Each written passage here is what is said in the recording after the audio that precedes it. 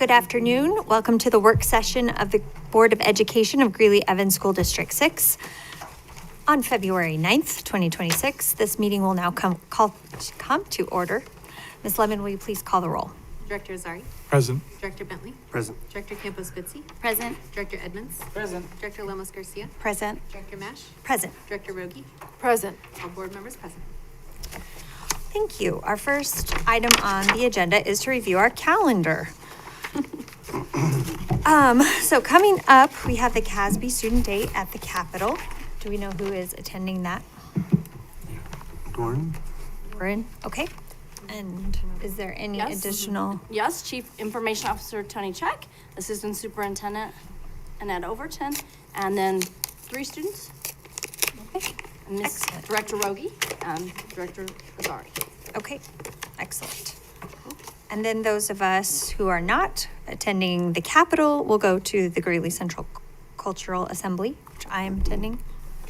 You are you attending either one? No, I leave tomorrow. Okay, how about you? Are you? No. No, okay, so, all right, we've got representation at all the I'm events. out of town Wednesday through Sunday at a superintendent's. Okay. Well, it's the amazing benefit of having a 7-member board who can attend all of the things. Okay, and then on the 17th, a school visit to Billy Martinez, Discover District 6 Academy, the chamber dinner. I'm assuming we have filled that table. Yes, okay. Then call your attention to the Greeley-Evans Elementary Choral Festival as well. And then negotiations, which sounds like perhaps have not made it onto all of our calendars. If you're able to attend even one day, that's beneficial. Sounds like we will have a majority of our board in attendance. If you are able to come, Diane Gross, who facilitates that, likes to have a conversation with each of us beforehand, just to get to know us a little bit. You will want to do that even if you're not going to attend negotiations. Okay. You'll want to do an interview. Okay. All right, so still sign up for that. That link was in eWeek. And then maybe if you have an opportunity to look at your board calendar, just verify that these other events have made it on there. If you can RSVP as soon as you're able, as soon as you know that you'll be able to attend. A maybe is okay, but just make sure you get back to that later and RSVP, yes or no. Where at the University of Northern Colorado will the negotiations being taken place? Annette, can you tell us where negotiations are being held at UNC? They're in when you go into where the ballroom is, that area, it's in it's in the panorama room on the upstairs. The top floor. Mm-hmm. You know, I'll have Amy send you all those details so you have them. Thank you. Okay, we'll do that. Can be a little tricky. And parking, and you'll need parking pass too, so Amy will get that to all y'all. Any other comments or discussion on the upcoming events? I was wondering about the Greeley Chamber. Can we bring a spouse to that or? Not for that one. Not for that one. Our table's full. Okay. Thank you for asking. The chamber dinner? I know someone who knows a guy who has a table. So.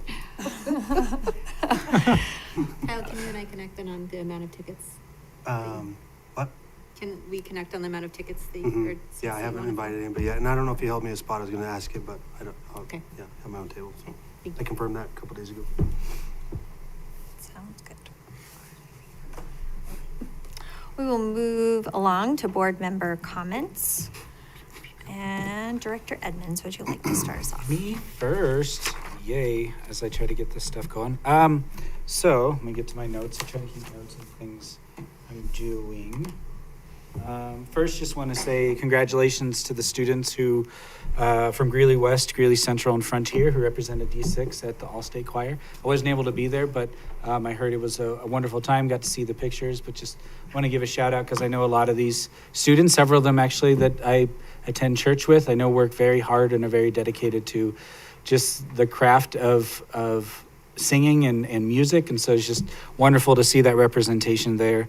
A couple weeks ago, Fred Chartis had their museum night, which is a wonderful time. I highly encourage board members, if you have ever a chance to go to that, to just see the, I mean, it's really hard to describe. I think, Natalie, you can agree with me to just, like, it's like a science fair and a play and like everything else rolled into one. And this loop's theme was state, which just kind of that overall focus of what does it mean for just the nature of state, not just states, but like the state of matter. My son did a presentation on the 3 states of matter.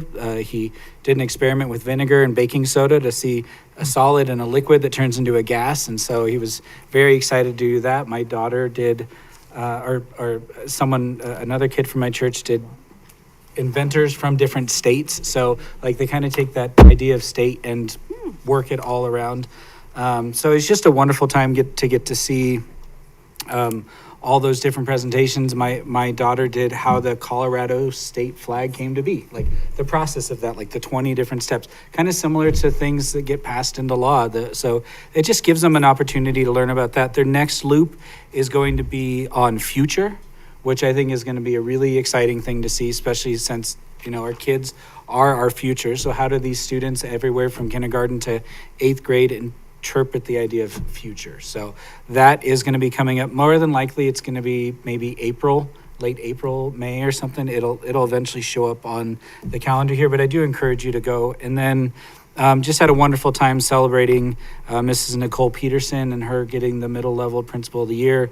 I think what was most touching for me was to see how much her students really do love her. And that her leadership is contagious. And so a lot of those kids in that room really just understood that not only seeing her being a leader, but also she gives them the opportunity to be leaders themselves as well, which is so cool to see. And then afterwards to have the small little reception and get to chat with some people who don't normally get to cross paths with all the time. One of them being the principal from Prairie Heights. We had a discussion that there's a long-time connection, that her cousin used to be a counselor at a church camp I went to years and years ago. So it's kind of funny to still just see those small world connections. But yeah, that's it for me. Thank you. Director Campos Fitzy. So I flew back in yesterday, so I've missed all the fun these last couple weeks. But I am always paying attention to the news and headlines and the goings-ons, and so just wanted to highlight a couple of things that District 6 did in partnership with the University of Northern Colorado.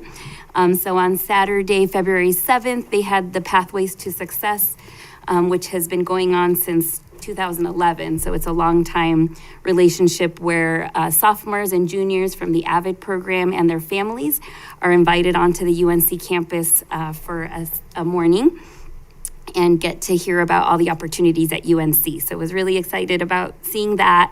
And then on January 29th, the UNC women's basketball team hosted, they called it District 6 Kids Day. And a bunch of our kids were bussed over to watch the women's basketball team play. I know we had our photographer out there and the pictures were amazing. So just wanted to highlight those two things. And yeah, and I'm glad to be back. Thank you. Director Azari.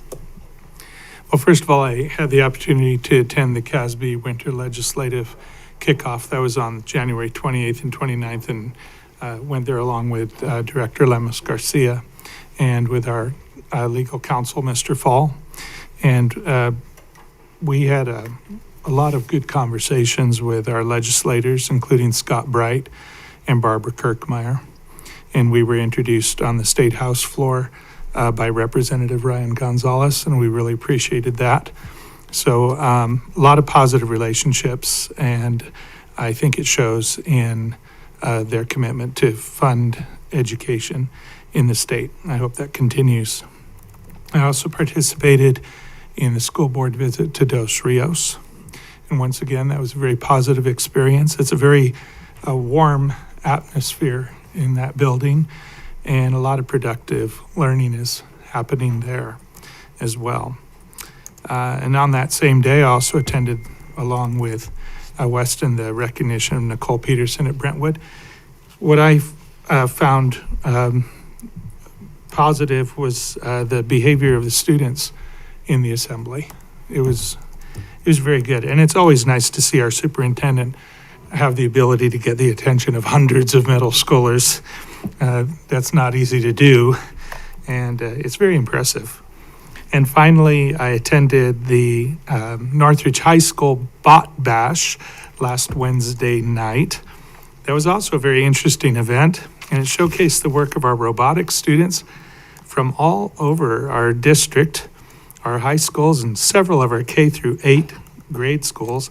And the students were very professional in their presentations. Again, very impressive. It also featured several of our colleges and universities and our law enforcement agencies who actively use robotic technology and equipment professionally. And I even had a chance to try to drive one of those robots, and very poorly. It wasn't a good situation. And it's actually kind of scary when that thing is coming at you or somebody else. So a big thank you to the Northridge staff and the kids for hosting that event. It was great. So that's all I have, President Mash. Thank you. Director Lemos-Cartier? Yes, so I attended the CASB Winter Legislation Kickoff as well with Director Azari. And I certainly learned a lot about the bills that will be presented to us or that may impact us. And so that was very interesting. I talked to some of the state representatives. I visited the Capitol, so it was my first time visiting the Capitol. So as an adult, it is even as exciting as it would be as for a student. So I was really excited to be able to experience that. I also got to step on the House floor, made sure that I didn't go down the center, so they made sure that we understood that piece. So that was a great experience as well. In addition to that, just collaborating with other school districts, directors as well, that was really exciting too, to be able to understand where their perspective is and understanding how they're viewing things from either the rural perspective or other areas. So that was nice. And then thank you, Amy, for arranging that. And then for my business cards, they came very handy that day. So thank you for doing that. Then I attended the Pathways to Success Student Conference at UNC with the ADVID students. I learned some really great things about UNC. Also, though, I felt like there was really great attendance and they were very excited to be there. They got to have lunch there at UNC, experience some of the information sessions about financial aid and what classes you might get into and what programs are available. So I felt like it was a very good conference for that particular day as well. And that is all. Thank you. Sounds like you're busy. Director Roby? Well, I went to visit Dos Rios. There's a few of us that got to go do that, and that was really a nice experience. I enjoyed the principal, Amy, and Jonathan, and then I didn't catch the name of the gal that was the presenter, but they had it all lined up to present to us about how you do IB with elementary school students, and that was so interesting to me. And this was their simple show of what IB looks like in elementary school. This was simplified, is what they said. And I learned about what having agency means for students, and that was very interesting. So, and then they gave us a tour, and it just was fun to see the kids in their classrooms and just, teachers just working so wonderfully with the kids. So that was good. And then I also attended the thing for Nicole Peterson. I went to that, and that was fun to be in a gym with all those middle school kids, and that was really, really a nice experience. And they were very proud of their principal and proud of their school, so that was really good to see. And then I also went to the Pathways to Success on Saturday morning at UNC.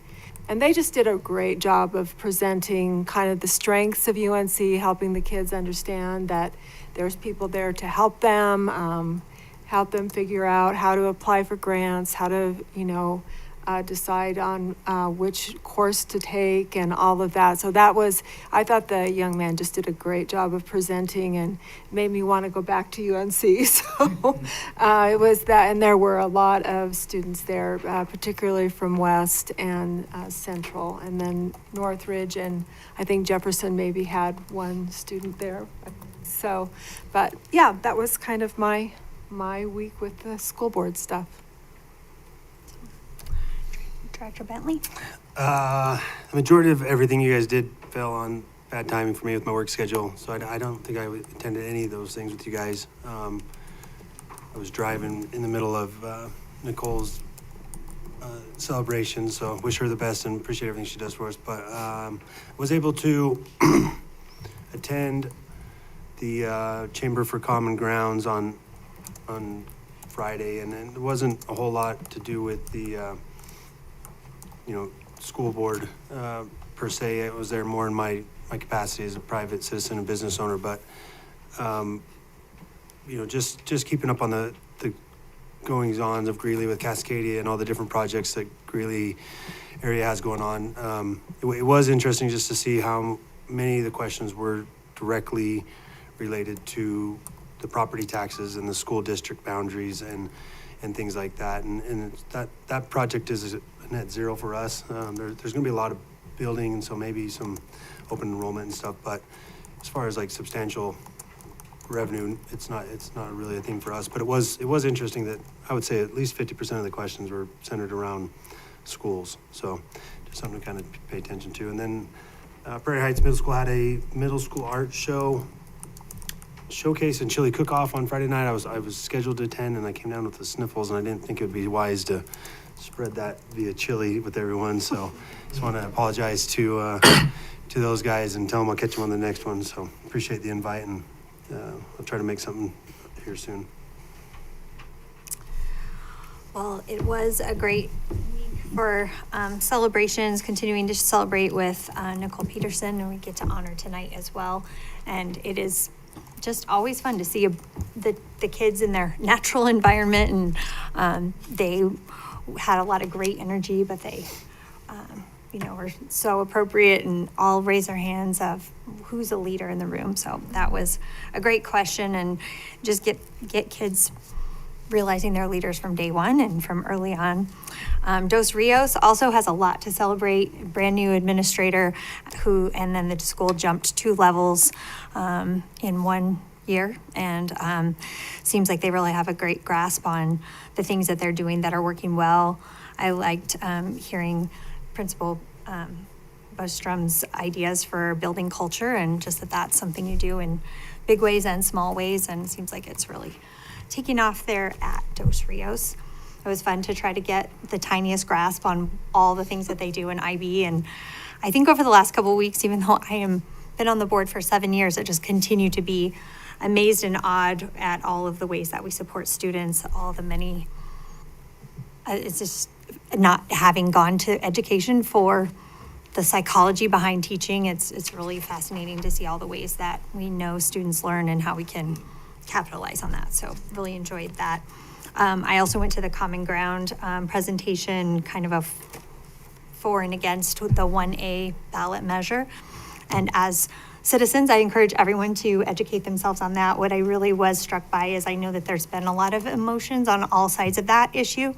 And the Common Ground meeting was just run really well. I appreciated Matt Estrin, who was leading it, just kind of asking all these questions like who's from Greeley, who's new, who went to school here, who came for all these different reasons, and then like who loves Greeley.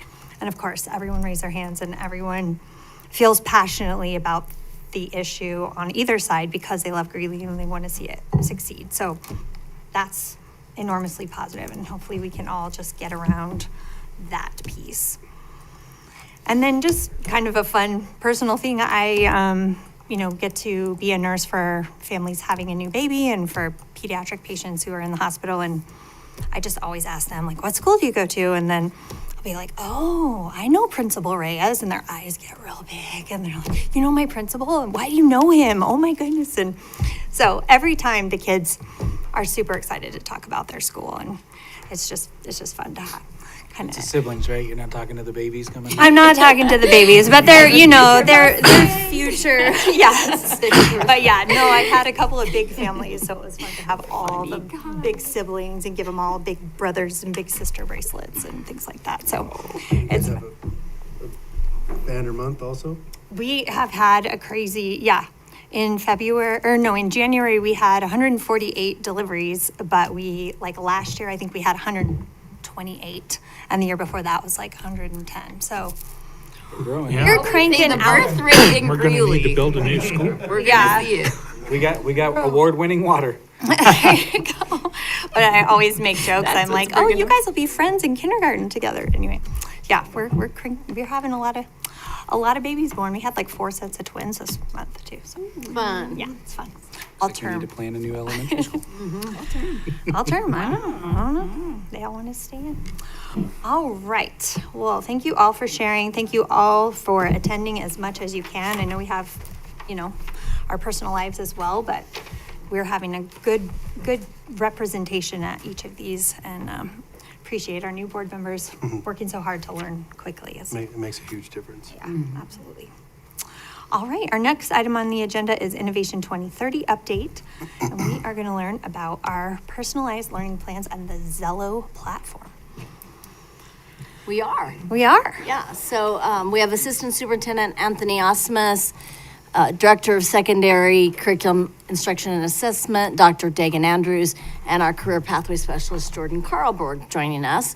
And it's been a while since you've had an update on personalized learning plans. This has been a piece in our strategic plan for some time now, and we've made some really nice progress, and we're really excited to begin to share some of this with you tonight. Mr. Osmus. Yeah, thank you, Dr. Pilch, President Mash. Good to see you, members of the board. We're here to give an update on personalized learning. We're excited about that work. And essentially, this is a plan that connects the students' unique interests and strengths to their long-term goals so that students are college and career ready. And so this work really starts in kindergarten, and it just goes all the way through their high school career until they graduate. Personalized learning is found within our student learning and achievement focus area of our strategic plan. And it falls under our first goal, which is to provide a personalized learning experience so all students graduate on time and are college and career ready. We have 2 objectives inside this work. The first one is align our systems to meet grade level requirements and graduation competencies inside of our personalized learning plans. And then also, as always, we want to increase student participation in career pathways and respond to industry, business, and community needs, all within allowing our students to be ready for college. This is our personalized learning action team. As you can see in here, we've got some great people that come to these meetings that lead this work, and we thank them all for their guidance and their leadership. So the Zello is the platform that we use. And so you may hear the word Zello, you may hear the word personalized learning plans. Basically, personalized learning plans and all the work that we do is housed in the platform Zello. So Zello is the platform that we use to engage our students in college and career readiness. It starts in kindergarten, like I said, and it really goes through 12th grade. Students are encouraged to explore different careers already starting in kindergarten, and they can move into different pathways and click some different interests and different choices. It is not designed to pigeonhole them into one career, but rather expose them to lots of different careers. As we know, growing up, I just wanted to do whatever my dad did, right? Or my mom did. That's what I knew. And kids tend to just follow in the footsteps of their parents. This is just designed to give them just a wider range of all the experiences, and Zello is the way that we would expose them to that work. So for this presentation, Jordan Carlborg will give us a high-level overview of what kids experience at the elementary level. And then Dagan will share how we use personalized learning found in the Zello platform for our secondary students. So for this part, I'll turn it over to Jordan. Good evening, everyone. So Zello is, as Anthony mentioned, is a K-12 career and college readiness platform. At the K-2 level, students really experience that career exploration through games. They create an avatar, they heart careers that they might be interested in, and then they can explore certain aptitudes towards careers through games. The games range from a construction site to a hospital to cleaning up a park. And throughout that experience, students are able to go back into their dashboard and either change careers that they maybe are no longer interested in or reheart stuff. And the cool part about Zello, especially for our K2 students, is as they start developing their dashboard and their profile, it actually follows with them to the next slide, which is our 3-5 level. And that's where on those dashboards, students really start to develop that ICAP, that individualized career and academic plan. And students are, again, not pigeonholing into careers, but students are really going into and connecting school subjects to careers. And so there's an activity in Zello where students are hearting certain aspects. There's even if they like math, it goes back into and it says, do you like fractions or do you like division? And so it really goes down into like certain subjects of math that they're interested in. And then based on that, it gives them suggestion of careers that might be career clusters that they might be interested in. It's a really cool platform then that once they have that profile set up, that it really transitions into that K-12 lens, which on this lens, once students are in, they log in. Again, it gets into a little bit more into in depth on what a career might be interested in. So it goes into earnings, it goes into whether it's a 4-year, 2-year, or industry cert that's required. And then as students develop that, it really goes into developing that 4-year plan of study. And I'll turn it over to Dr. Andrews. Can I interrupt you guys here real fast? Is that like a fake slide? Because it says picking a good health insurance plan can be confusing, and it's about like HMOs and PPO. No, so that is an actual demo account. So this student has selected something along the lines of a business or an insurance profession. And so on this K-12 level, it actually shows like videos of like, this is what a day in the life of an architect looks like, or this is what a day in the life of a whatever career field it is. And so it kind of goes, it gets more personalized the more information students put into it. Yeah. That's fascinating. Yeah. We'll go through, It's really cool. yeah, and it goes very deep, and you can get a lot of information. We'll go through this whole presentation, and then we'll come back and ask some questions. Unless you, and I like that, unless you have a question now on a specific slide, then just feel free to ask it. Thank you. Yeah, so thank you, Mr. Carlberg. So thinking about that K-12 progression and this ICAP of students really exploring, there's a real critical milestone which happens at 8th grade. And that's where students start developing their 4-year plan of study. And what that means is they're working through and thinking about what is my high school experience going to look like, and start choosing classes freshmen through their senior year. And so we've been working with our principals and counselors to develop our process to make sure that happens. And so that first piece was this spring, we're going to be working with each of our buildings, our K-8s and middles, so that they can start working with their 7th and 8th graders. What we realized in working with them is that it's too hard to try to get that process done in just 8th grade, because students really need to complete their 4-year plan of study and know what career pathways they're interested in by the October of their 8th grade year, because as we know, that's when open enrollment starts. And so students then in November, December can open enroll and choose a school that lines up with their career pathway. And then for 2027, then we believe, so building that plan this year, and then by 2027, we see our 8th graders, 80% of them having their 4-year plan of study, and then the following year that we'd have 95% and keeping that going. Jordan talked, or Mr. Carlberg talked a lot about this, but what really drives that 4-year plan of study is students going through the process of exploring and finding out their interests and aptitudes.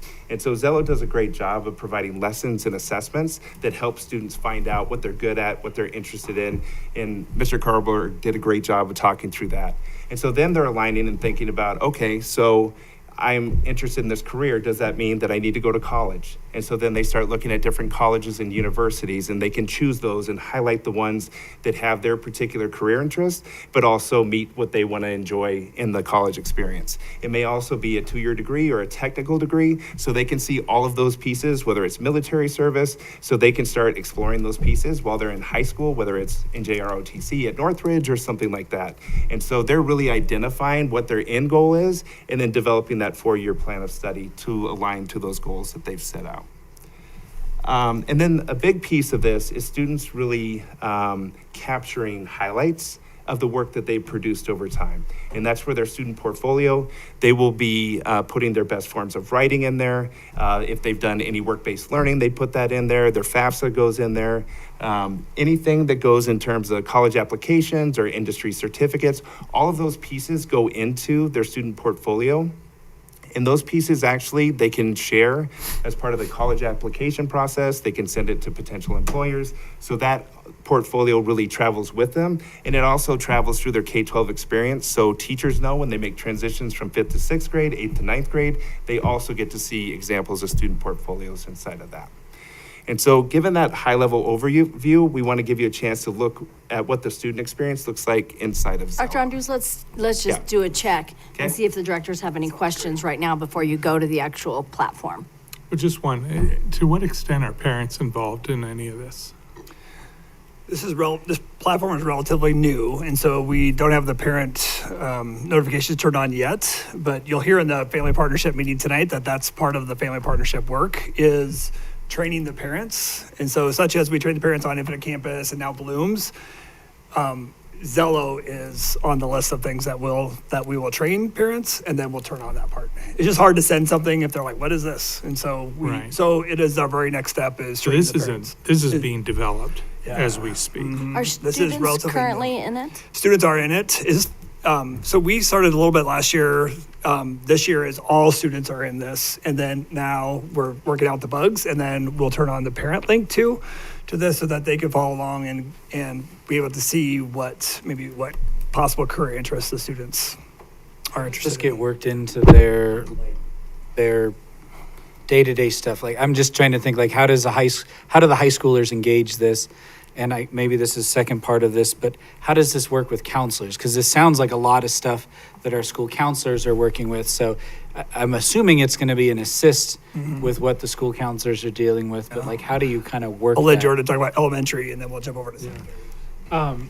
In K through 5 and a little bit into 6 and 8 also, Zello's being really implemented into our current smart labs, our STEM labs. And so those labs, as you guys have heard in the past when I've presented on those are really our career exploration at our K-8 levels. And so that this plays a pretty key role in that exploration, and where students are able to go in and explore. So and there's really like start- set aside time. It's not just like, oh, at your leisure. So there's actually Yep. instructional time spent Correct. to have them work through this. Okay. Yeah, at a bare minimum, it's 60 minutes a quarter Okay. of designated lesson times, and then there's time for students to get in and explore, in addition to, like I mentioned earlier, hardening their favorite subjects or Right. all that stuff. So- Right. Okay. And then is it kind of the same in high school too? Like there's instructional time for that? Yeah, so during advisory is where a lot of that happens. And then also our high school counselors will be meeting with our middle school, actually going down to the middle and K-8s to work with counselors around the development of their 4-year plan of study as well. So there will be a huge partnership component that our counselors really were adamant about, that would happen as well. And I'm assuming this is true, but what's the length or the translation for this? Like for especially students where English isn't their first, so they might feel more comfortable. Like is it Google level where there's over 100 languages, or is that kind of limited? It's pretty close to Google level. Yeah. Okay. It might not be over 100, but it's pretty close to 60 to 70 different languages Great. that Zello can translate into. Great. Wow. And this is for all the students. So students that are on, receiving special ed services Absolutely. will also be able to benefit. Yeah, so it's that same commitment as our graduation, right? Every single student, we know where you are. We've got that personal connection with you to help you grow and understand a career you might be interested in, and also tied to our direct admissions. And so when knowing at an early age that we'll be allowed to go, like we're already accepted into college, right? And so it could be an academic path or even the trades, and knowing that you have these options and you don't have to think inside the box, like think outside the box. What might you want to do, and what's the path to get you there? If a student were to leave District 6 for family moves or whatever, or you are a senior and you attend college, what happens to their items? Do they still have access to for a certain amount of time, or?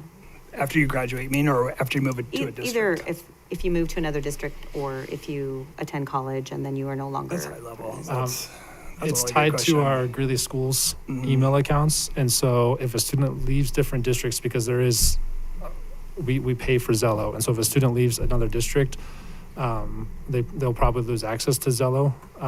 But then if they are a graduating senior, they have access as long as their Greeley Schools email is active. They could share their portfolio, but that'd be the only piece. Yeah. And we do have, most northern Colorado schools now use Zello. And so we actually chose Zello because of that. And so I don't know yet, but the hope was that we partner with other districts. And so I think we could almost share accounts down the road. And I'm not going to quote that, but the reason that we chose Zello is to have that partnership with other districts around us. And I know at a later presentation, we'll talk about some of the work that we do around internships and how we're sharing some of the resources with Zello for that. So there's a potential. This might tie into that. I had a community member say that they need District 6 to be up and running on Zello for I know. industry. Is that? Yeah. So we can give industry access to our Yep. students who are interested. Yeah, so some of the partners are logging into Zello and entering their business information. Right now, because it's so new, we're just keeping that with just in District 6. But our other partners, other districts are asking, like, when are you ready to share? And so I know that's in our short-term plan. What would you add to that, Jordan? And Lisa Hudson, who's our new business communication liaison officer, and I think I got that title wrong, but it's a mouthful. But she's actively now looking for businesses to get into Zello and create their accounts. We have like 370 students that have applied for the summer internship. And so if you have businesses in mind, we are actively developing business accounts in Zello right now. And if you're interested at some point, we talked today, we were going to have that in this presentation tonight, all that, the staff side of what Ms. Hudson is doing and other staff are doing to build this out for business and industry. And then we said, no, that's too much. Just a This lot. really needs to be personalized learning plans tonight. But if that's something you're interested in, we could put that on a work session in the future if you would like to see that part of this platform as well. It's a very robust platform. It does more than I've seen in my career to really pull this work together around college and career readiness for the school district as well as for industry. Yeah, Would you recommend we reach out to, just if we have businesses in mind, just to see if they've been reached out to? Lisa Hudson. Lisa. So she's our business and community partnership administrator. But she's working with businesses, and they're all creating a profile on Zello, and then we'll assign the intern to that profile.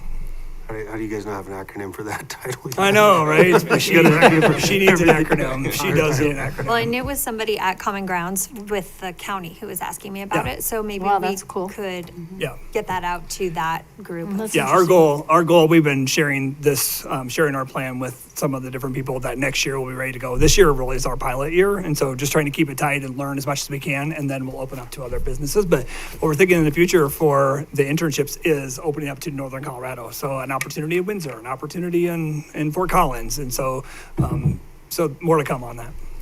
I'm curious. So when I saw the presentation on our agenda, I really did feel like we were at the front of this with, the Governor Jared Polis just combined what he's calling it post-secondary and workforce readiness. And I was like, wow, District 6, we're on it and we're starting in kindergarten. How cool. Yeah.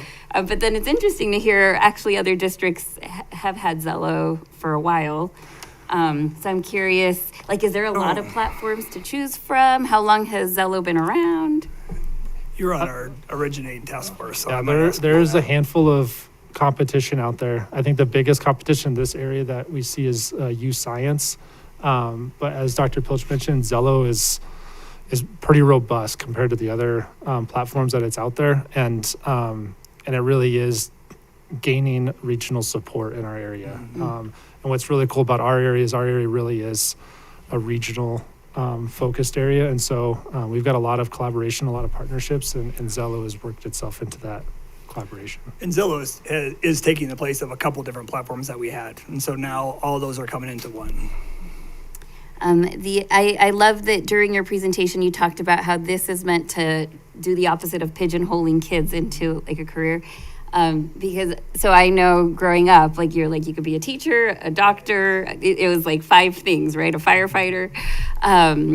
I do get a little concerned. So even last year, my kindergartner, their class made a book of what I want to do when I grow up, and they published, well, they didn't publish the book, but it was like hardcover and everything.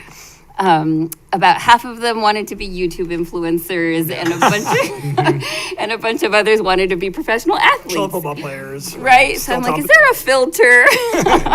You can't heart the YouTube influencer too many times. So it does make me concerned. So I guess, like, for me, a magical tool, which I hope this is, would even a kid who doesn't think they would be interested in, let's say, engineering or, STEM, where girls are often underrepresented because they tend to gravitate towards makeup and, style. And I don't, like, is there a way that they do, even if their answers are all not about, robots and mechanics, that it will expose them to a variety of things? So at the 8th grade level, and then again at the 9th and 10th grade level, there's 2 lessons. One that's a matchmaker, and then it's essentially a personality test where students, it's not tied to careers, it's not tied to school subjects. The students are just answering questions like you would on an aptitude test.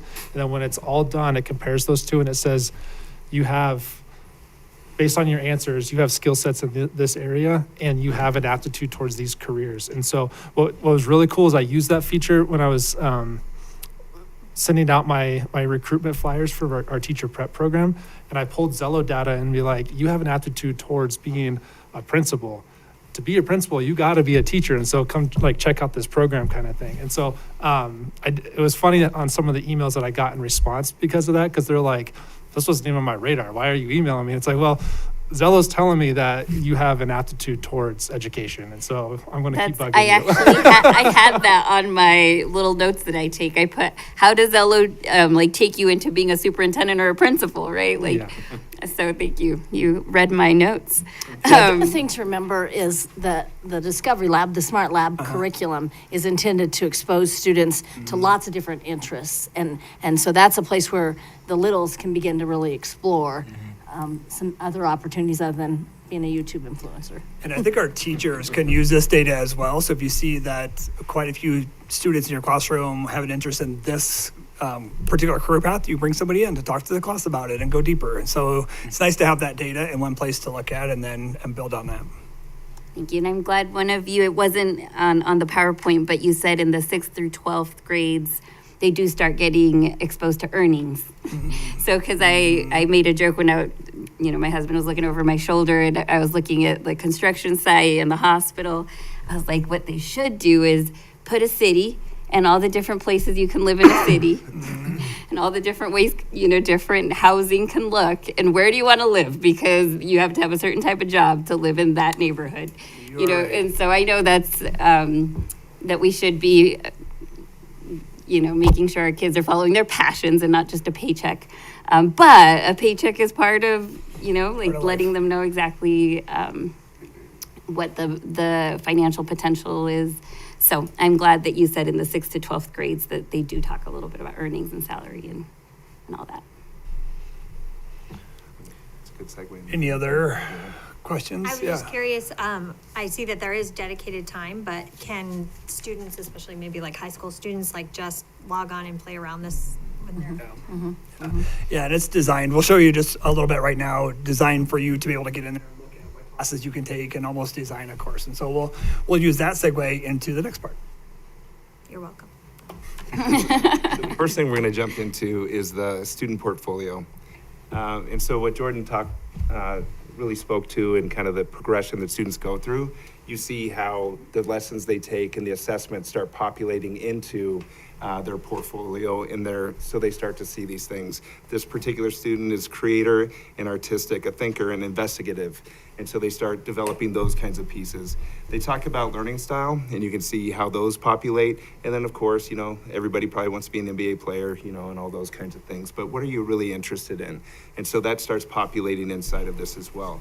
And I loved when you said that, because then here are the careers and here's your earning expectation based upon those careers. And they can dive in and click on those and get a deeper dive into it in the different places inside of that. You also get to see the saved schools. So great list of schools here in Colorado and beyond, but the idea of like starting to really connect. This is the career I want, and this is how I'm going to get there via college and maybe a trade school or something like that. And so they also within the platform can go explore those different colleges and universities or trade schools. And so the student has saved those schools. Yes, yes, they have done some exploration. Goes, this one meets what I'm looking for my career goals and the experience that I want to have. And you can see the different majors they can save, thinking about it, that align to their interests and aptitudes. The one thing I wish it would do a little bit better job of, this is just a demo, obviously, but it doesn't do a great job of showing how students could put their writing in there, put a music composition in there that they perform, things like that really highlight their talents. But you can see how it really does lead them through the career planning process. You see this financial literacy board. They can put their FAFSA form in there, all of those kinds of things. And this is a great piece as well, because you see these employability skills. So their work-based learning, they get to put their experiences in there, any industry certifications, all of those kinds of things can live right here. And like we talked about, that can be sent out to colleges and universities or to a future employer. So when a high school counselor is working with a student, they have access immediately to this. Yep. So it can track scholarships. Yes. To colleges and universities And it's as well. linked to the Common College app as well, and so that they can have that inside there as well. Great. Yeah, FAFSA. Any other questions on this? I love the portfolio. That idea. When a student enters in the information, does it potentially help them develop a resume? Yeah, there's a resume builder in it, and it Cool. uses this data to help pre-populate the resume. And they show the credits, to pick in the credits. You have that or you don't? Yep. Sound like And then I can go to the next one. Good. Oh, very good. So then here's the next piece. So we talked about the 4-year plan of study. And so what you can see, and this is actually a fictitious 11th grade student at Central. And so you can see how these are the courses they took in 9th grade, 10th grade, 11th grade. Here are the courses they still need in 12th grade. And what's great is they have this bar around completion, so they know they need 22 credits, and they've already completed 18. From there, what's great is I can then look at it and see the breakdown in terms of each of the different electives and core content areas where I have all mine, like electives up here, but then there are still some places where students need to fill in those as well. Jordan has also done a great job of working with our SIS team, who's done amazing work as well, to put all our career pathways and those courses in here as well. And so you can see, let's go to business and marketing. So looking at, we have level 1, level 2, level 3, and level 4 courses for this particular pathway. And so you can see the level 1 course is personal finance. Then moving up to level 2, then you would take these 4 courses. And level 3, here are the courses, and then level 4. So it really guides students through that process as they've chosen a career pathway. These are the courses that you need to take. And so they can see their 4-year plan of study really laid out there for them. To take or choose from. Yep. You know how in college, students will enter college with an idea of pursuing a major, and then within weeks, they're like, I don't want to do this. I Right. want to do something else. Is this designed with such flexibility that students can shift? Yeah, and that's why you can choose that pathway and these are the courses, but if you switch gears, then you're just choosing a different set of courses based on your pathway. So you still have the choice. You just get to see all the choices that you have here. So this allows you to dive in a little bit, maybe meet with your counselor or your parents and decide which way you want to go in and which classes do you want to take. And you don't have to stick with this track. You could also just pick and choose classes, just like my son who just graduated. He wasn't any certain pathway. He just took classes based on what he thought was interesting. So it still gives you full flexibility. So when a student is going through this and they're navigating this, and of course a lot of students are self-sufficient, will there be like a pop-up that says, hey, now it's time to meet with your counselor, or hey, it's probably time to talk to your parents, or just to help them navigate that Time to there are talk to your conversations that maybe still could be had? Could be. There is communication tools in there. It's not quite pushing out like, hey, April, and you should really be thinking about registering for fall classes yet. But counselors can communicate through Zello. So they can create a group of students. If they're working with a certain group of students, they can send out a message to just those students and say, hey, schedule a time to come in with me, kind of thing. We just did that a few weeks ago also with Lisa Hudson. She just sent a message out to all of her students that were interested in an internship and sent a message directly to them. So we're having them sign up and fill out and be a part of this already. All right, let's go back to next steps, I think. Back to the presentation.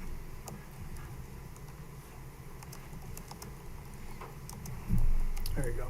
And we still have a lot of work to do. And so you asked a lot of great questions already. And first of all, just know this is relatively new. And so we are just working on getting this figured out internally, but we will turn on the parent part. And so thinking about next fall, we'll have some sort of a parent training plan. And so next fall we'll include that with Infinite Campus for parents and Blooms and now Zello.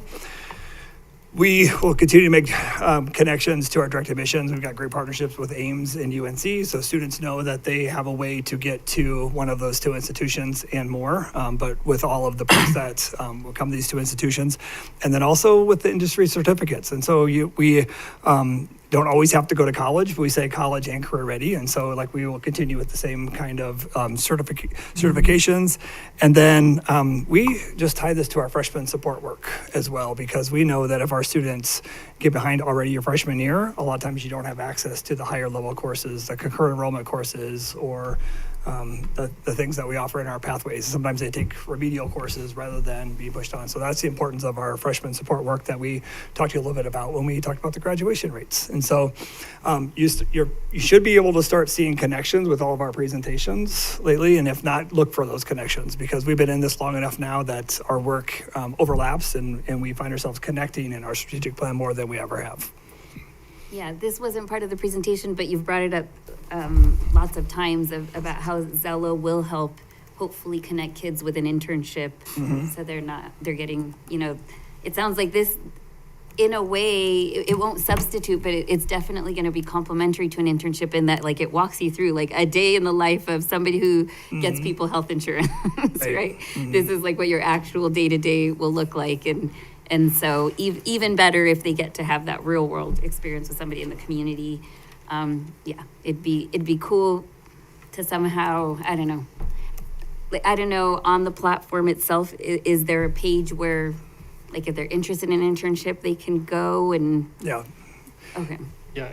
Go ahead. They'll have, Zello calls them opportunities. And so students can access, and those opportunities can be turned on or off to certain groups. And so like for our juniors, we do a lot of work-based learning for our juniors. And so the juniors can go in and click on opportunities, and then Zello is essentially like a job board. Like they can click multiple jobs or internships that they're interested in, and either apply directly through Zello or heart that, and then the employer will reach out to them with their employment process. Oh, I'm sure this is really early in the process, but do you have an overall sense of the student response or to that going through the Zello program? Would you? That's kind of a big question. Student usage is, Yeah. it's getting up. When we talk about working through some of the bugs, we met with Zello. I know students are in it, but the completion of the lessons really isn't reflecting in it. And after doing some digging into it and talking with Zello, we've got students that are going through the lessons, but there's always a last page saying submit or done. And our students are like, they're completing the activity and then they're just jumping on to the next thing. And so our usage data isn't quite 100% accurate, but students are actively in it and using it. The K2s, they love Careertown. And, Okay. So. And then I would say at the secondary level, we just met with counselors last week, and they're still trying to get their feet wet with this too. But Lisa Hudson's a little bit ahead of this with our internships, and she is having a lot of success with connecting with students and connect them directly to an internship opportunity. So learning from her a little bit, as well as our counselors on what the next steps are. And then we'll just give you a front back information guide on personalized learning, so you can take that with you. Yep, so it just lines out what we just talked about, and you can see how it progresses from Career Town all the way up through their ICAP and then into student portfolios in that progression. Part of me is like, imagine if we had this growing up, right? I know. Crazy. Thank you, guys. Very much. I really appreciate it. Thanks for the great questions. Thank you. Great job, you guys. Thank you. Thank you. All right, and moving on to our legislative update. There he is. The man, the myth, the legend. Thank you for emailing it out before the Yes. meeting. Yes. Yes, and I'm sorry for the delay on that, so, and thank you, President Mash and members of the board, Dr. Pilch. My name is Nate Fall, I'm legal counsel for the school district. Have you all, by chance, had an opportunity to access the link to the Fast Democracy document that our lobbyist Ann Barkus puts together that kind of tracks the legislation that's relevant to our school district? So that's the link that's at the top of the page, and in the PDF, you should be able to access that link. So if you haven't had a chance to do so, please do. And if you have any questions on kind of how to access, the bills and any questions you might have around it, just let me know.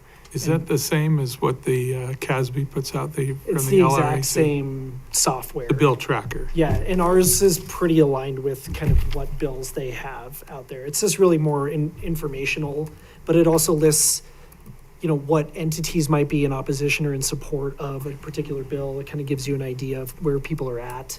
And then it'll give you copies of fiscal notes and any amendments and any other information related to each bill. It's super, super user-friendly. So it's Ann's notes though, right? Yeah, That are in it's there. Mendes Barkus and Associates. Yeah, it's their notes, it's our lobbyist notes, it's not this, so it would not be the same notes CASB would have in there, Okay. most likely. So which one Some would might you? be the same. Which one would you prefer? Well, I would we focus recommend, on I would recommend primarily? Ann Barkus's Okay. document, for at least for our purposes. But I mean, CASB does offer the same service. So either way, you're going to get a lot of the same information. Thank you. So I have shared a list of bills on this document. I know there's a lot of words in there, and I don't expect us to kind of go through each and every one of them, but just wanted to share a few proposed legislation that is relevant for our purposes. And then at the end, we can talk a little bit about the federal tax voucher program, if that works for you all. So at the top, I have just board priorities. This can be kind of a living list here. So please, as information comes out and you want to share, let me know. And I can add specific bills to the board priorities if there's something you want to take a harder look at as we're kind of engaging in these conversations. So the first bill I want to discuss, I wanted to also mention our discussion with Representative Garcia Sander. We sat down with her for about 30 minutes when Director Azari and Director Lemos Garcia met with her. That was really, really amazing for her to give us that amount of time and really talk through this first bill, which is 261050. She's one of the prime sponsors on this bill surrounding readiness plans, which are required right now for all PK students. This bill would make it optional for students who demonstrate a certain level of proficiency on those assessments so that districts aren't required to create a readiness plan for everybody. I think there is some value in legislation like this. Just know that this bill was heavily amended in the House Education Committee. It now provides for parental discretion in terms of creating a readiness plan. Even if their child meets all the proficiency standards, a parent can still request that readiness plan, and the district would still be obligated to provide one. And it also kind of increases the standards for what is proficient in order to kind of avoid having a readiness plan. So they're making it a little bit harder to avoid creating a readiness plan for everybody. From what I understand, if amendments continue to roll in for this bill, they might just drop it, because it's going to end up looking the same way as what the law currently provides for. Regardless, I think this is an effort by Representative Garcia Sander to make our lives a little bit easier for school districts. And so we certainly appreciate lawmakers when they try to pass legislation like this. I've originally recommended a position of support. I think right now it might be in our best interest to just have a position of monitor. And of course, if you have any questions or any recommendations in terms of what direction to go with that, just let me know. Well, I remember when we had the Q&A with the legislators, so she's coming from an educational background, right? And was talking about how overly burdened teachers can be with assessments after assessments, and some of them aren't really adding anything, which I would totally, like, if a kid is already proficient, like, why do they need a readiness plan? And so I totally see the logic between, so I'm curious, who does the readiness plan? Is it the teacher? Or, like, at which level does that work happen? Is this like a kindergarten roundup type of assessment? Okay. Yes, it is. And so we assess every kindergartner anyway to determine who needs a readiness plan. And then the system we use to test when they come in is also the system that writes the readiness plan. So we're not certain locally how much of a burden it would lift off of us until we actually see the language and what the intent of it is. But it's the kindergarten teachers.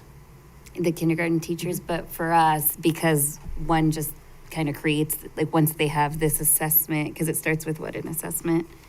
And then regardless of whether they're proficient or not on the school readiness assessment, they still get an individualized readiness plan, but the software is good enough. No, I'm not certain about that. We may only do readiness plans on the student who's not proficient, but the tool that does the assessment also generates the readiness plan. Yeah, we do it on all kids. Yeah, which all is, this is students. trying to cut out Yeah. that we shouldn't be doing it on Right. all, we should just be doing it on. Increase the workload because the system creates it for all Okay. students based on their readiness. Okay. Well, I then see. somebody's having to figure out if they need a readiness plan or not. So I That think seems- that's in other school so in other school districts, maybe if their software isn't as good as ours, it would decrease workload. Or they use a different program. Mhm. I- Yeah, that's correct, yeah. So, it's an observational tool within the first 60 calendar days for all kindergarten students that all kindergarten teachers do. And then our TS Gold platform itself generates the readiness report within the platform. And the plan. Yes. Yeah.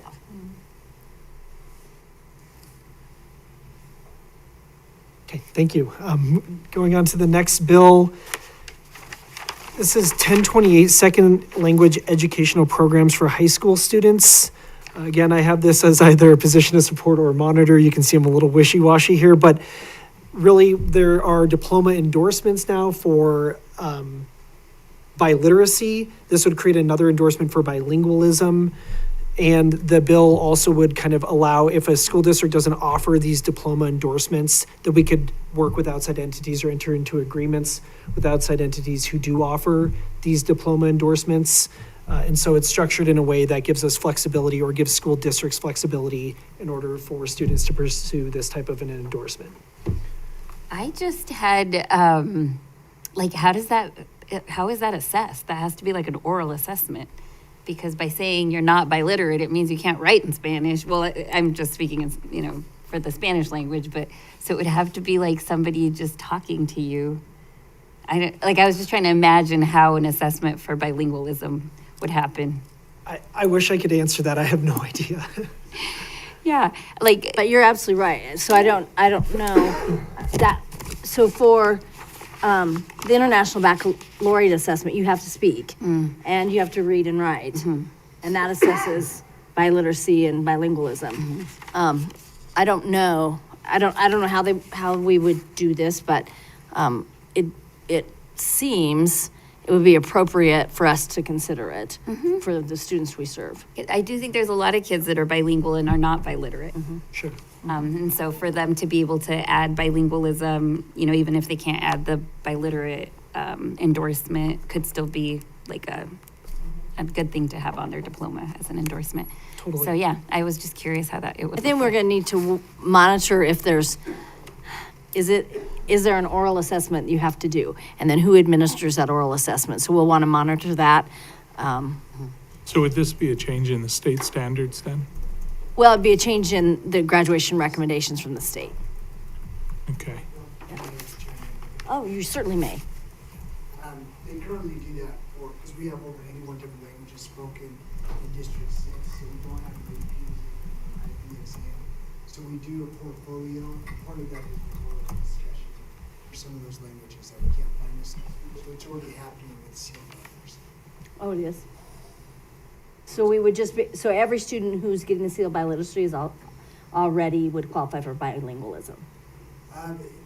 Yeah, basically, because they can read Spanish. But I think the other way around, you could be bilingual but not biliterate. Right. You wouldn't have literacy piece.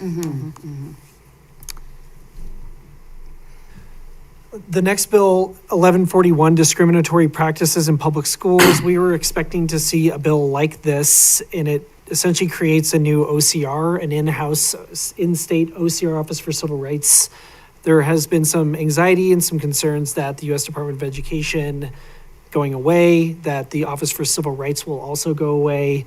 And so there have been efforts by some lawmakers to essentially create an OCR light in the state of Colorado. This bill just came out last Friday, and so I don't even know if anybody hasn't generated any positions on this bill.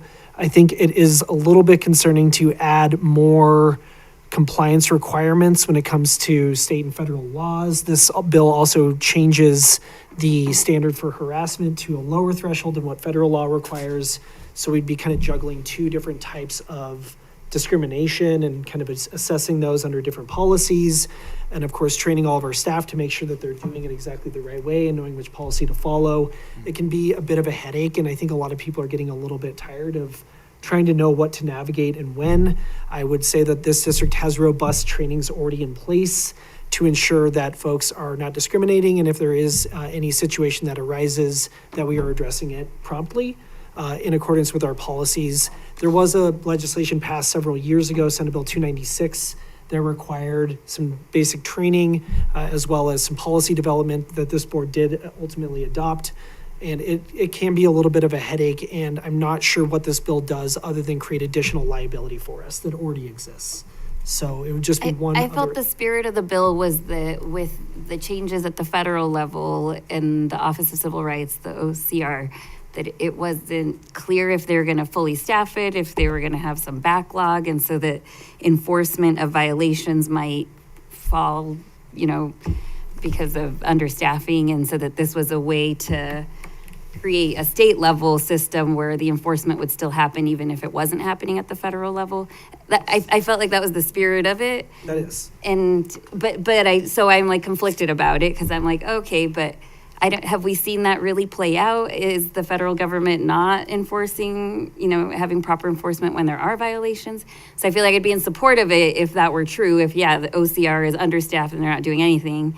But if they're doing an appropriate job, I don't see why we would need to replicate it Yeah, that's a great point.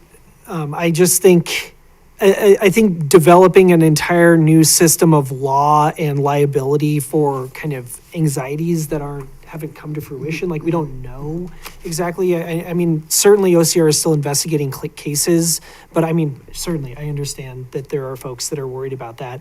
And,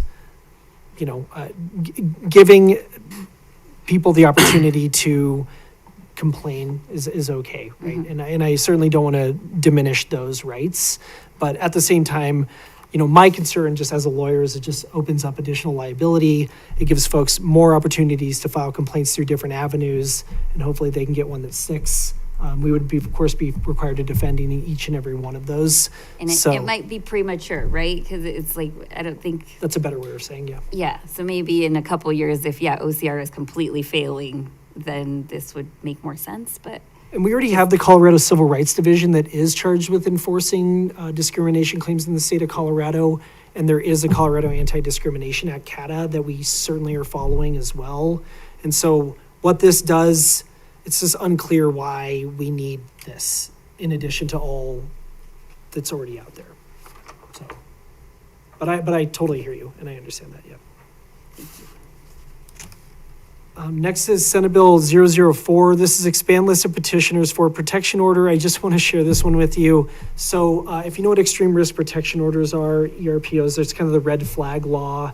If an individual, you have concerns about potential mental health issues, for example, you could apply for an ERPO, which would limit their access to firearms. There's a 72-hour hold, which then can increase after a judge is able to review the case. This would expand the list. So right now it's family members, people in the home could request an emergency risk protection order against somebody else. This would expand the list to educators and health practitioners who may encounter an individual that they have concerns about if there's weapons in the home. And of course, this would enhance public safety. I just, again, as an attorney, always am concerned about additional obligations for our staff.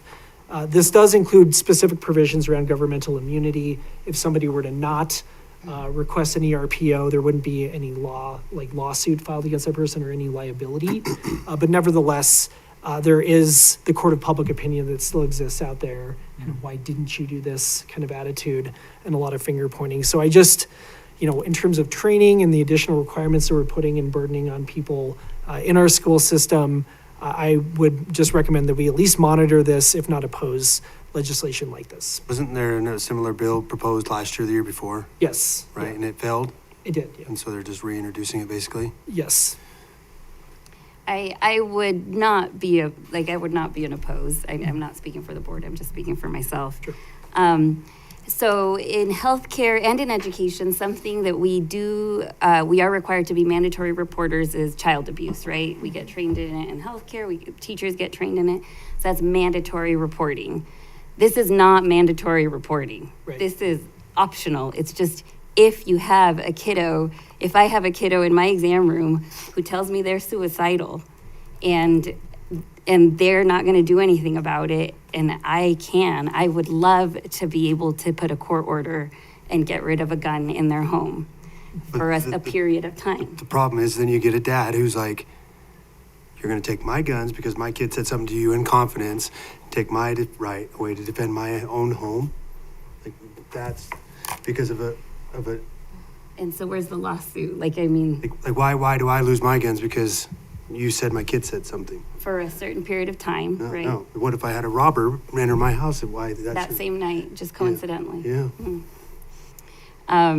Like my So right to defend my house point is doesn't this change. is not mandatory reporting, and so I'm glad you brought up that there is immunity there. That with this law, it doesn't make it so you get in trouble for not saying something.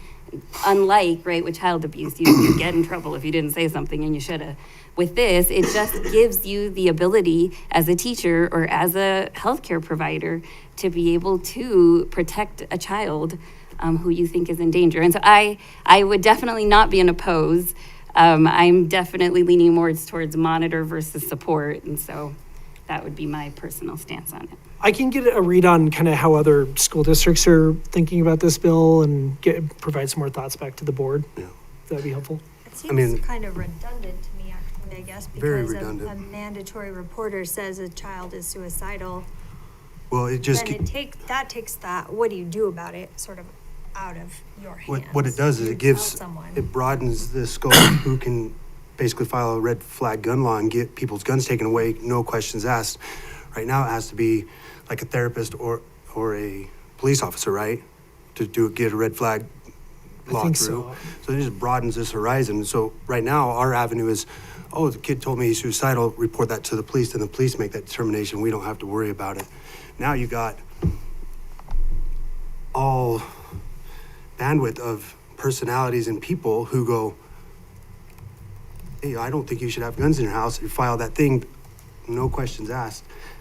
They come take your guns, and then you have to prove that you're able to have guns that you've already had. So it's just such an incrimination and an encroach on Second Amendment that there is absolutely no way I'd ever quietly let this go through and let us support it. I mean, if it's the will of the board, then whatever, but as far as Kyle Bentley goes, this is a hell no. I appreciate the candid responses. So thank you. I can continue to monitor this, and I will provide more information to the board because I think you both raised really important points about the complexities around this bill. So the next bill is Senate Bill 057, School Board Elections Director District Residents. This also just recently came out, and essentially it just eliminates at-large voting for school districts, for any school district that has less than 6,500 students. So Greeley-Evans School District 6 is currently an at-large director district, so you don't have to live in any particular area. This would require director districts to be made. And the vote would only come from those director districts. Right. So, It'd be like city council, the way we do city council. yes. Yeah, I didn't quite understand this bill, to be honest with you, what they were really going for. So I know the backstory. So there's a very large district in Colorado, and there are residents in that district that feel like, because everyone is elected at large in that district, that feel like they are not represented on that school board. And so there was a conversation in this district about that, and a conversation with the board and with one of their representatives, one of their legislators. And so that legislator thought, oh, well, that would be a good idea to run a bill so that every community is represented, and that the people who live in that community are voting for their representative. They believe this is gonna die because they've circled back to that district and said, oh no, we didn't really mean that. But that's how this came to be. I think that we would struggle finding board members if this were in place here, because very likely, at least Natalie, Brenda, I know Michael when he was on the board, There was a bunch of us that lived in like and a Terry, 5-block and radius Terry would all from each- probably be like in the same director district. If you think about, you know, I remember talking about this with Mr. Hafley and Miss Solis. They would have been in the same director district. So, I don't think this is something we want to get behind. I think it would be a I love dramatic the change for our idea. community. I would love for, you know, for that not to be a problem, for somebody from every ward to want to run for school board. But it's just not the reality. And I mean, going to even the legislative session that I went to in September, like there are boards who like have to beg people to Exactly. join the board and who have been on the board for like 30 That's- years. that 'cause would be- nobody else is stepping up. That would be my concern. And so what they're also trying to change is that board members are elected at large. So in most, maybe all, school districts, even though you have to have somebody from different wards, the entire populace votes on those candidates in those districts. So they would change that also. So only, it would be like city council. And then maybe you would have an at-large or two seat, board member, you know, like city council does, but it would be similar to city council. Because currently in Colorado, this is what the discussion was down there. School districts have the right to decide what they are. And I was concerned that this bill would take that away, and then one of the legislators said, no, that's not the intention of the bill, that a school district could override that. But that's where I was confused, and what's the point? So, it confused me. Well, what's interesting is I'm looking at the list of people who have filed a position. CASB is the only entity that's in opposition to this bill. ACLU is in support. Most are monitoring. Case will oppose. Colorado Common Cause is in support. So kind of interesting. Heritage Action for America is in support. I'd kind of be curious across, so we have 178 school districts in the state of Colorado. I'd be curious how they do governance, like how they do their elections. How many do it like us, where all the seats are at large? Some of them, like, well, city council has a combination, right? Our city council, 2 seats are at large, but the rest are wards. I think so. And so I'm not aware of any districts that only the people in the ward elect their people. I'm not aware of any Colorado districts that do that, but there may be some. I'm just not aware of those. They're still elected at large. They just have to have somebody from each area of Like town. Boulder Valley had wards though, right? when Yeah, you was but there. we elected at large in Large, Boulder, oh, yeah. It was, you were elected at large, but you had somebody from Lafayette, somebody from Broomfield, somebody from Central Boulder, somebody from North Boulder, yeah. And then there were no at-large candidates there. I mean, everybody was at large, but you had to have representatives from those communities.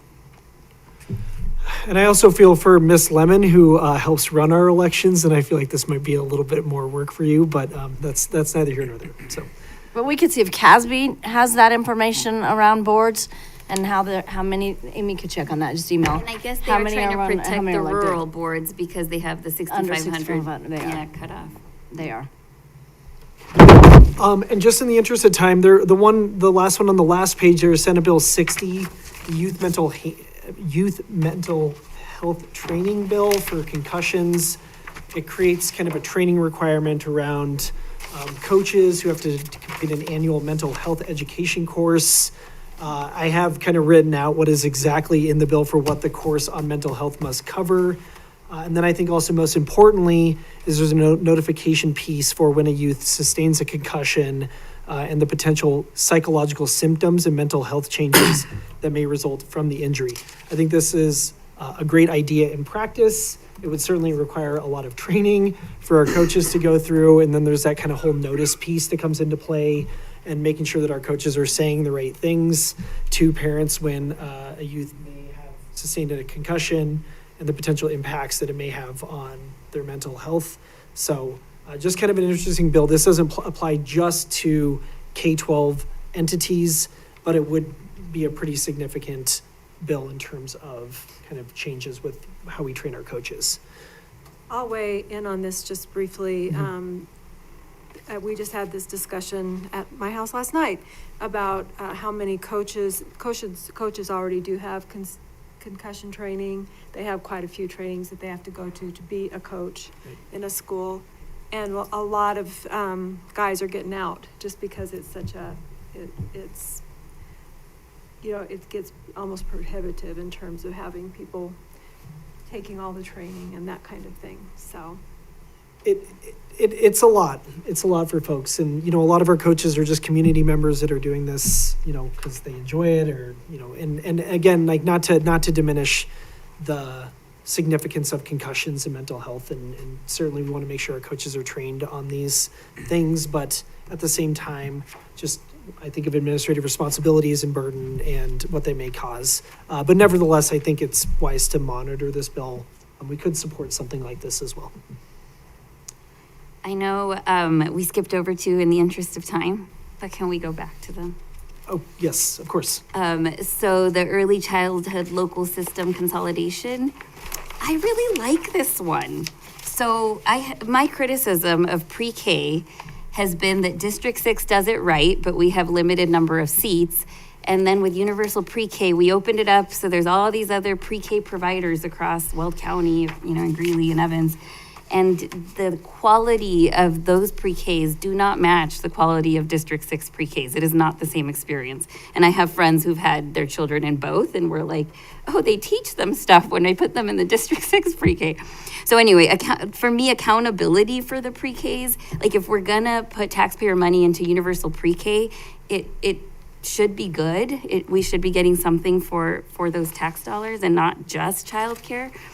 So I really like the idea of accountability requirements, including performance reviews, strategic planning, and performance improvement plans. I see where it might touch the district where the duties would include coordinating with school districts, and then the coordination would be around preschool services, kindergarten readiness, and holistic family support programs. So I can see the concern as far as resources and time commitment for that collaboration.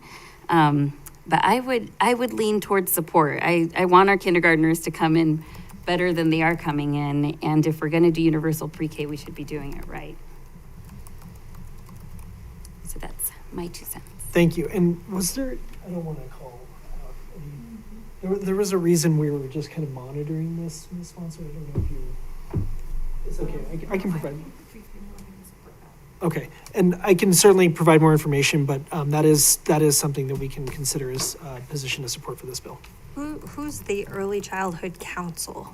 Like who's? Well, that's run through out of United Way, but it's multiple community members. I would worry about the responsibility on them. That could they really take that on? They're not paid. I don't believe. The LCOs. No, the Early Childhood Council. Oh, I don't believe they are, no. So, An unfunded mandate for people who already don't get paid? well, maybe. I think there's just more to learn about this one. Yeah. And then the Modified Administration of Education Assessment, the next one on there. That one I'm opposed to. So it opens the hole to minimize standardized testing. And so I get, like, people hate standardized testing, but the way they want to do it is shortening the assessments or using sampling models, meaning like not all the students get tested all the time. They just do a sample here and there. But in one classroom, like, teachers have to differentiate, like, the kids are at such different levels, even in one classroom, that, I mean, I guess if I felt like our kids were more uniform in a classroom, then that would make more sense. But when there's such discrepancy amongst the students, even in one classroom, I think the sampling model could hurt. And shortening assessments, I mean, the shorter a test is, the easier it is to fail it, right? You only need to get 5 questions out of the 10 questions wrong to get an F. Whereas if there's 100 questions, there's more room for error. The margin of error is wider. So anyway, that one made me nervous of shortening and then using sampling models. I don't know if in our district that would help our achievement data. But it looks like it is the district who decides and applies for an altered assessment. It's not put upon us. So we still have, it's just expanding our options. I do think there is something to be said for more instructional time and less testing time. And so I do think we would want to see what comes of this, and probably have another conversation with all of you all to talk about, do we support this or not? I just heard about this bill on Friday. I do think that there are some large districts that are going to support this bill because of the testing fatigue that people are experiencing. I mean, between WIDA testing, CMAS testing, our own local NWEA testing, our DIBELS testing, I mean, it is extensive. We test a lot. So I think, and then it's multiple grade levels, multiple types of tests. So I think you could choose to shorten what you do at certain grade levels, possibly, or limit what you do at certain grade levels, or limit what you do in certain content areas. So I think it's worth continuing the conversation. Mr. Fall, can you remind us, like, the time frame? Like, these all just got introduced. They have, like, a lot of processes to go before there would be an opportunity for us to actually, like, weigh in or have our lobbyist. Yeah, it just depends on the bill. I tried to Never know, I tried right, to kind of Nate? put where it's at. So this one was just introduced. I'm not sure if I saw it actually listed on a committee calendar. So some of these are, like the first bill we talked about, that did pass the committee, so it's on to House second reading. One of these bills actually made it all the way through the Senate already, and we're over to the House now. So I try to put on there kind of where it's at, and I can monitor to when the bill will be in front of committee, so that we can kind of review it, and then that'll give us the opportunity to work with lawmakers on amendments if necessary. Well, it's 5:32. I didn't know if we wanted to spend a few minutes talking about the federal tax voucher I program. think we should. Okay, Please. so, I don't know where to start with this, but I don't know if just kind of what questions you have. I can just give you a really high-level overview. So Public Law 11921 created this kind of 100% tax credit program for individual taxpayers. You can send up to $1,700 to an SGO, that's a scholarship granting organization. The scholarship granting organizations, they can pool all of this money together, and then they can issue scholarships that students can use towards private school tuition. Ultimately, that money that would have gone to the federal government to then be dispersed and appropriated as the federal government does, that money is instead just going to be redirected to these SGOs who can kind of do what they want with this money, and they can offer private school tuition. So that money is going to be diverted from federal dollars to kind of private hands, ultimately, is where the money's going to go. There are a few concerns, at least from public entities standpoint, public school district standpoint, particularly students in rural areas who are impacted the hardest by programs, voucher programs such as this. If we're losing money for public education and it's going somewhere else, then where is that money going to go for those students? And often in more rural communities, there's less access to private schools anyways, so they really depend on the public schools that exist in their communities in order to get education. So where are they to get that education if they're going to receive far less money? I think is kind of the primary concern. This program is going to begin in January 2027. Right now, the Treasury Department is issuing rules on how SGOs are to distribute money and whether or not states can place some guardrails on these SGOs. Everything we're learning now is that the Treasury Department is not going to allow states to put any guardrails on SGOs. Ultimately, that they are kind of allowed to do whatever they want to do, and they're allowed to come from out of state into states to hand out kind of these scholarships to these students who are going into private schools. States have to opt in to participate. We know that Governor Polis is might be the only Democratic governor right now. There's two. There was the North Carolina governor had mentioned that they would opt in if they were allowed to spend money in a certain way. But based on kind of the Treasury Department's rules right now, They haven't opted in. they're not going to do that. So Colorado is the only state with the Democratic governor that is considering opting into this program. So there is a resolution on your agenda tonight, kind of at least notifying Governor Polis that District 6 is not necessarily in support of something like this, urging him to not opt in. There are some states that are still kind of waiting to see if they can, what the Treasury Department's rules will be. Again, I'm not optimistic that they're going to allow states to kind of, put some restrictions in place for how this money is to be spent or where the money is to go. So Any what questions? Matt Cook had suggested, and this is what you're talking about, where CASB wanted to lobby the governor to say that scholarship granting organizations would only be public schools in the state of Colorado, but the Treasury says that you can't do that. So they're still in the process of developing rules. They're expecting in the spring of 26 of this year to have those rules finalized, but everything that we're seeing right now is that they're not going to allow states to put restrictions on SGOs. Can governors, so I know we're entering into a gubernatorial election, can the next governor opt out, or like once you're It's opt annually. in, once you're opt in, you're opted in? Well, It's an annual opt-in or out. I don't, that's not what we've been told. We have been told until the rulemaking is done, we don't know. That there could be something in the rulemaking that would say you must stay in X number of years. Now, maybe we've learned more since then, or you've seen something I saw that different. it was annual, but I haven't seen the Treasury's Yeah. most recent Yeah. update. I believe, and I also believe that if you opt out now, you could opt in at a later date, Yes, vice versa.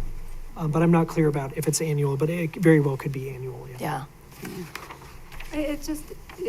It's almost unimaginable to me that they're saying that you can take tax dollars and take it to any organization or any does it have to be an educational institution, or what does it have to be in terms of where the money can go? So you would be giving the $1,700 to a scholarship granting organization, an SGO. And so, then right, they would decide what to do. and with it. right now, there's already organizations beginning to write their own information that would establish them as a scholarship granting organization all over the country. And do you know, I read in one article that the SGO keeps 10% and 90% is given to students. Yeah, there's going to be some administrative costs associated with running an SGO, which could be significant, right? So- I've seen the estimated cost for this I was seeing was anywhere between $21 and $51 billion a year. I know that the public doesn't get any say in this other than with their vote for governor. But I guess I'm confused. So if if an individual gives $1,700, then does their child get $1,700, or their child could get a full $21,000 tuition to a private school because they applied for a scholarship? Yes. Okay. So there's no guarantee though, like if somebody's like, I want this money for my child, they may or may not get it. At least that's how I Okay. understand it. Yeah. Seems very convoluted. There's a show about this in Ozark. It's called Money Laundering. I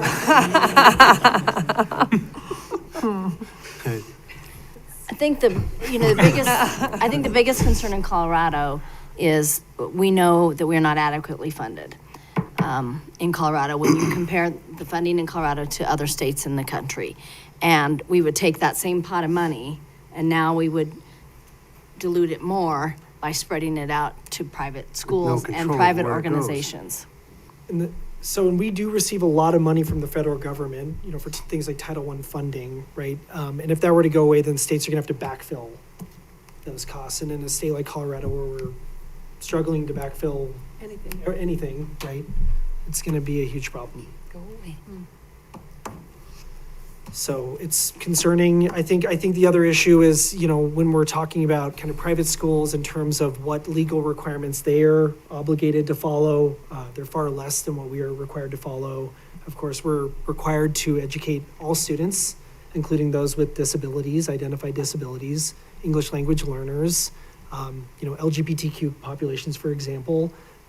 We're not allowed to discriminate, but private schools don't have those same restrictions in place. And so if a child were to act out or be a particular way, the private school could essentially kick them out of their school without any repercussions for doing so, which I think is a concern. But our obligation is to serve all students all the time.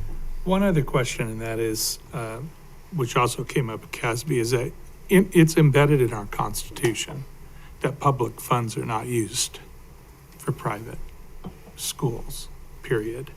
And how would this even be facilitated under that provision in the state constitution?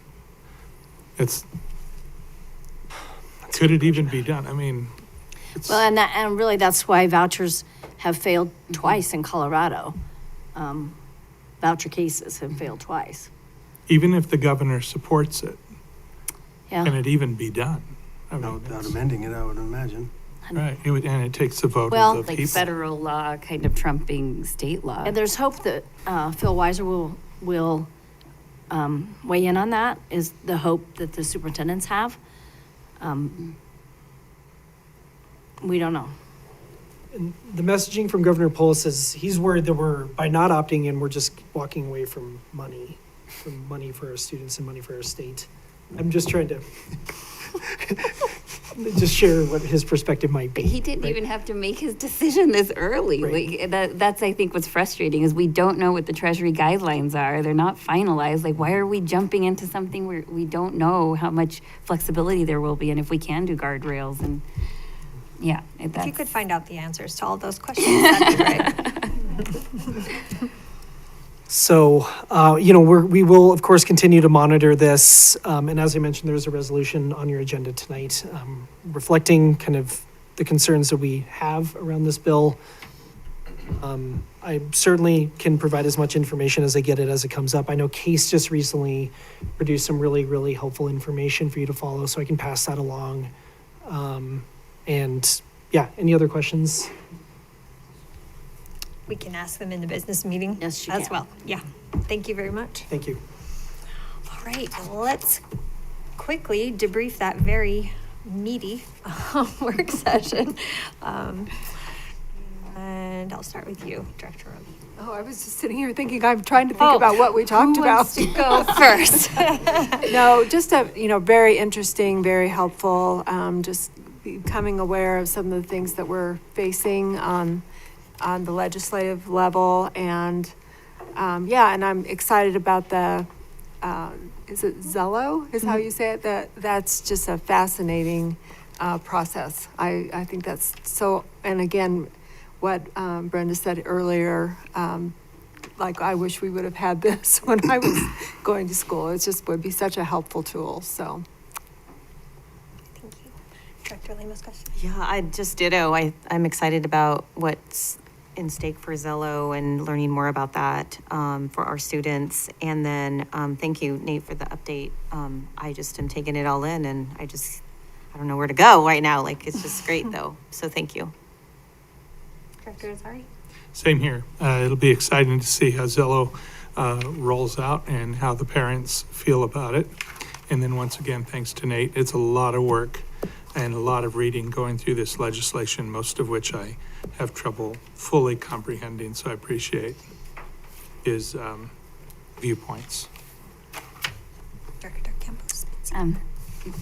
Same on the career exploration, just so cool. And to see, like you said, all the connections between starting in kindergarten and then going into like internships, and then even beyond that to the workforce being able to access Zello and like offer our kids jobs. It's like blowing my mind that can happen. And yes, thank you, Nate, for the legislative update. Again, thank you for emailing it a little bit in advance of the meeting.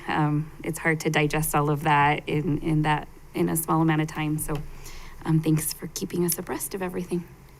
Oh, and I did want to also shout out to everyone who, you guys are attending all the events, and I'm so proud of that. And I want to just piggyback off of something Director Bentley said. It's so nice to know that even if I can't be there and I'm going to take a little vacation, that somebody's going to be there, or if our work schedule gets in the way, that there will be representation from the board. So that's just a breath of fresh air from those of us who've been here for a few years now and have carried a lot of the not the burden, the joy, but the workload of board work. So thank you guys for participating so much.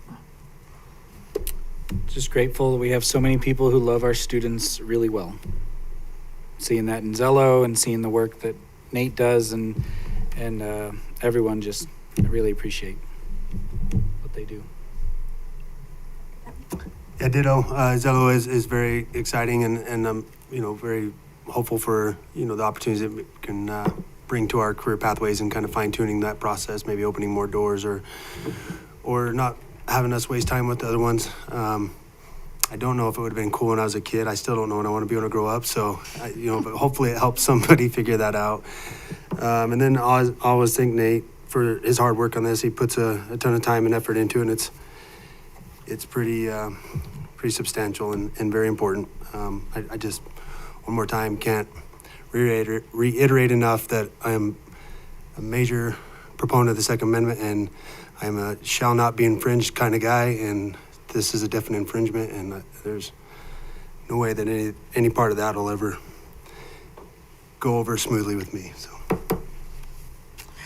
Well, thank you for the presentations. I love a good one-pager as well. It helps to just tie it all together for us. And thank you, Nate, for Mr. Fall, for all of that information. And I know Ms. Sponsler is always figuring out the financial implications for District 6 as well. All right, thank you all for your honesty and robust conversation. Let's eat, and this meeting is adjourned.